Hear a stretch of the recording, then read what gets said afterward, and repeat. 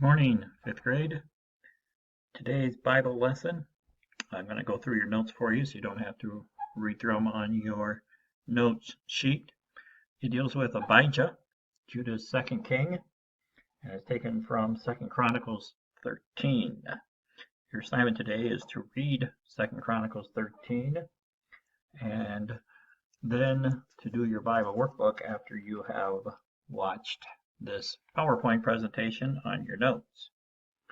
Abijah is Judah's second king after King Rehoboam. He will only reign a few years, and then God will strike him. But one of the things that he did, which shows he was not a faithful king in obeying God's laws, is he permitted idolatry in Judah. He allowed the people to build altars to idols, to worship idols, and he allowed the true worship of God. So as a king, he should not have allowed that sin to go on of idols. He married many wives. At the end of your reading today in chapter 13, it mentions in verse 21 that he married 14 wives, and he had 22 sons and 16 daughters. So quite a big family that he had. But again, polygamy, walking in sin, should have been an example, having only one wife. The main part of your reading today is the battle against Jeroboam, which his dad Rehoboam, remember, had started, but then stopped when a prophet came to him, said, do not go to battle. Well, Abijah, again, showing his sin. He already has committed idolatry, he's married many wives, and now he's going to go fight Jeroboam again. The Bible mentions the size of the armies for a reason, and we'll put those in our notes. In verse 3, it says that Abijah took 400,000 men to the battle, while Jeroboam took 800,000 men. If you compare those two numbers, you'll notice that Jeroboam's army is twice as big. Another thing, if you remember back in class, we would check numbers. Well, if you add the 4 and the 8, you get 12. 12 is the number of the church. If you take 8 minus 4, you get 4, which is sinful man. And if you add the 5 zeros in the first army and 5 zeros in the second army, you get the number 10, complete, the exact number of soldiers that God had determined to go to this battle. So by numbers, it looks like Jeroboam should easily win this war if numbers of soldiers mattered. We know, of course, that's not. So Abijah, he's going to trust in his own strategies that he comes up with, so his own mental strength. He decides the best way to fight somebody when you're outnumbered is to scare them into surrendering.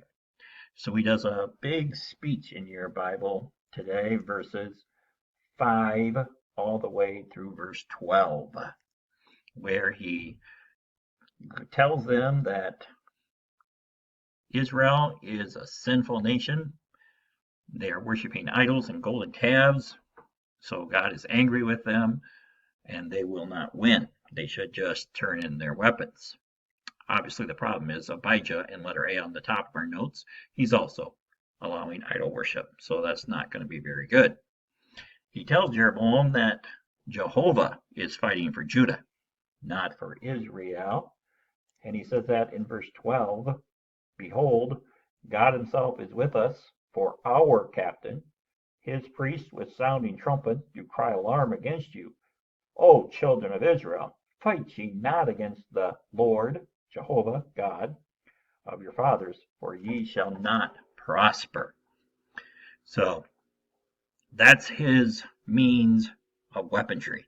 Scare them into surrendering. God is on Judah's side. God is all powerful. And that is true. He does know the truth. The size of the army does not matter. He could have took then no soldiers, but he did take 400,000. Well, Jeroboam, he's not even listening to the speech. He's an ungodly man. He had put an ambushment, so he had soldiers in front of Judah and behind them. So he ignored that whole speech altogether.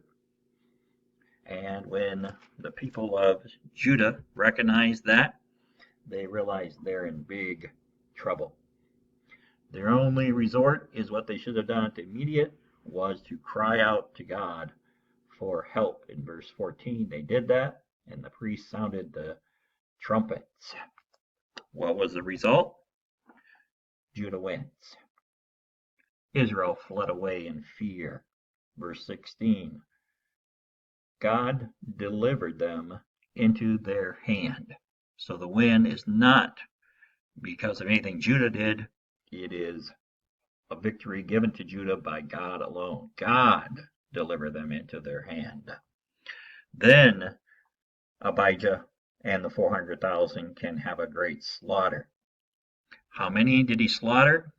The Bible says in verse 17 that there fell down slain 500,000 chosen men. Again, if we do our numbers, Israel started with 800,000. They have now lost 500,000.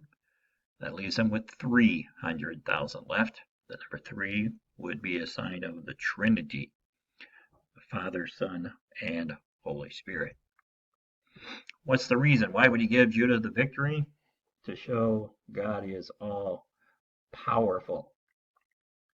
We have